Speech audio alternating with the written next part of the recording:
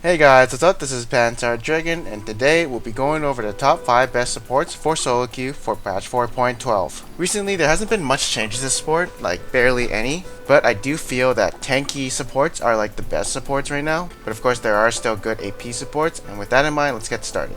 And at number 5, we do have Zyra. So I feel that Zyra is pretty strong, but obviously I feel the tanky supports are better right now.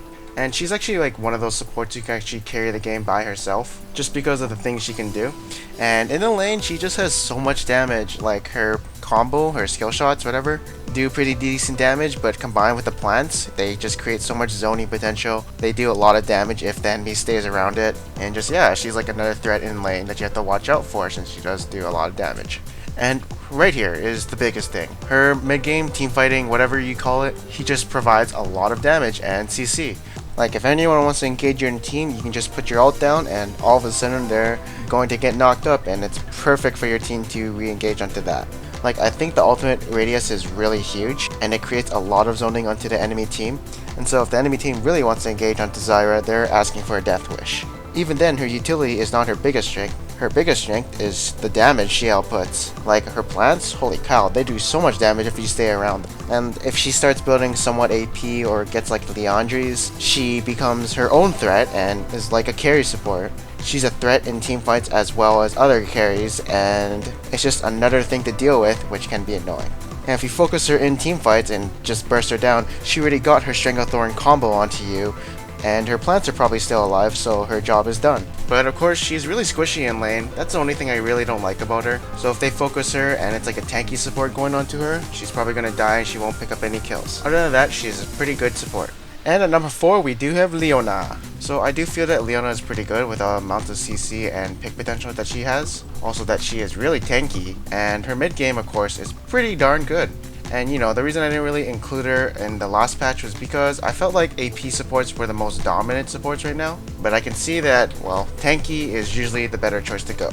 So yeah, in lane, her trade potential is really good if you can go for extended trades. And yeah, she's actually really good against AD carries who don't have an escapes like Kog'Maw or Jinx, etc. All these long range AD carries. But of course, there are some cons for Leona, as in lane she can get poked down if she kind of just sits back, which kind of sucks, and she can't really do much to protect her AD carry. And she kind of falls off late game, but overall she's a really good champ. Alright, so third is Morgana.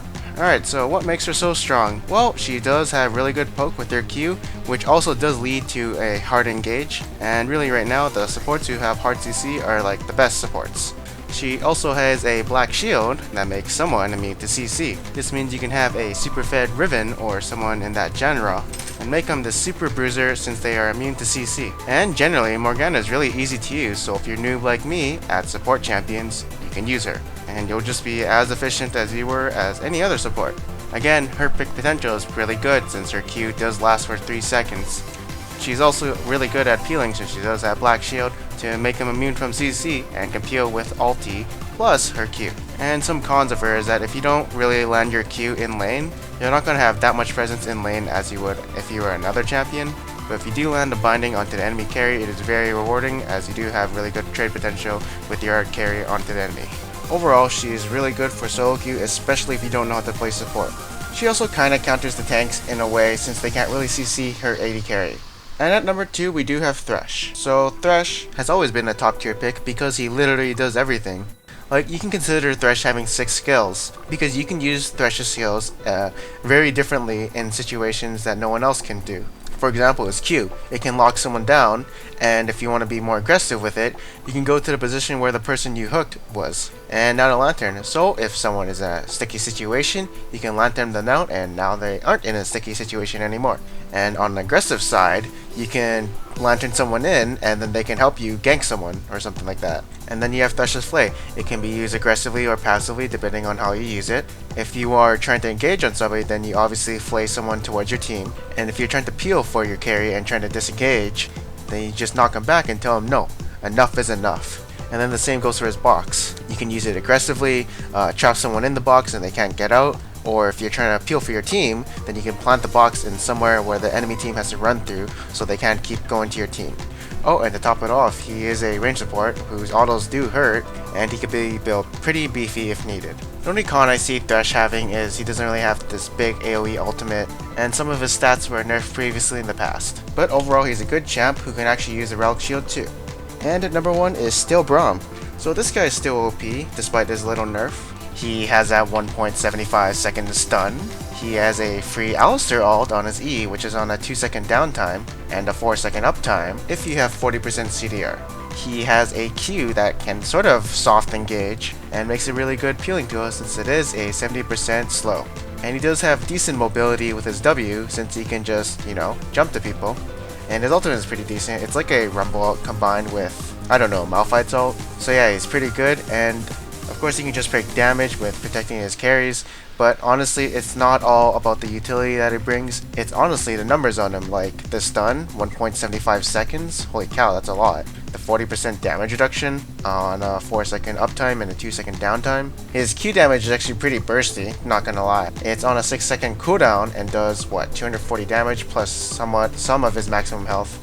And yeah, like his utility is not as much as someone like Thresh. It's just his numbers are so goddamn high and what makes him good right now. And that's probably why you just see him banned every game, because right now he's OP.